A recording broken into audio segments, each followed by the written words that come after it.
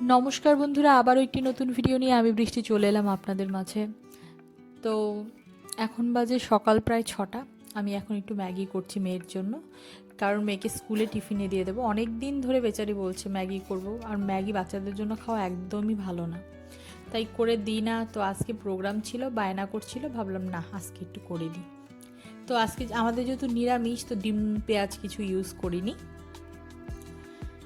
তো ম্যাগিটা করেই মেয়েকে ডাকতে গেলাম, কারণ প্রোগ্রাম যদি নর্মালি 7:10-15 ডাকি, আজকে 6:30 নাগাদ ডেকে তুলে ফেলেছি, কারণ ওকে রেডি করতে হবে।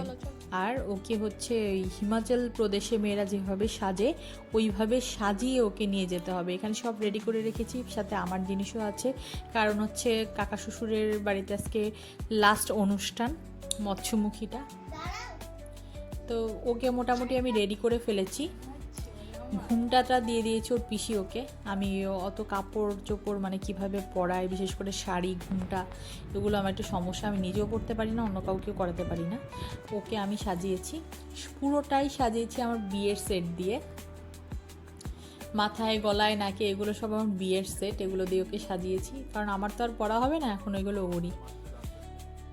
তো বরকে নিয়ে বেরিয়ে পড়লাম। আজকে আমিও গেছি, কারণ বাইকে যাওয়ার কথা ছিল, এগুলো পড়ে আছে তো পড়ে পড়ে যদি যায়।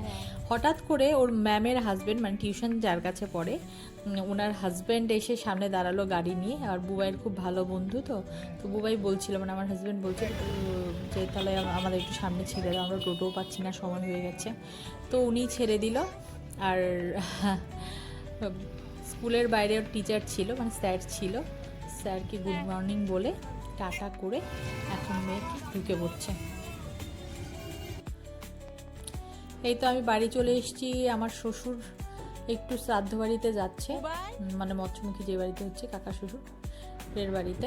আর আমি এখনও রেডি হইনি, ঘর মুছবো, স্নান করব, তারপর গিয়ে রেডি হবো। আমি আজকে এই টাঙালের তাকটা পরবো, তো ঘরটা একটু মুছে নিচ্ছি ঝটপট করে। তো মেয়েকে আবার আনতেও যেতে হবে, রেডি হয়ে ঘরটার মুছে স্নান করে আমি রেডি হয়ে গেছি।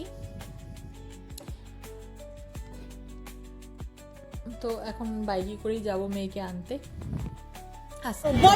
পড়েছে না কি পরিমাণের রোদ, দেখো সব বাচ্চারা সুন্দর করে শাড়ি টাড়ি পরে তারপরে এসছে, এত ভালো লাগছিল না আজকে। আমার মেয়েও বেরিয়ে পড়েছে, এটা হচ্ছে আমার মেয়ের খুব ভালো বন্ধু, বেস্ট ফ্রেন্ড বলতে পারো।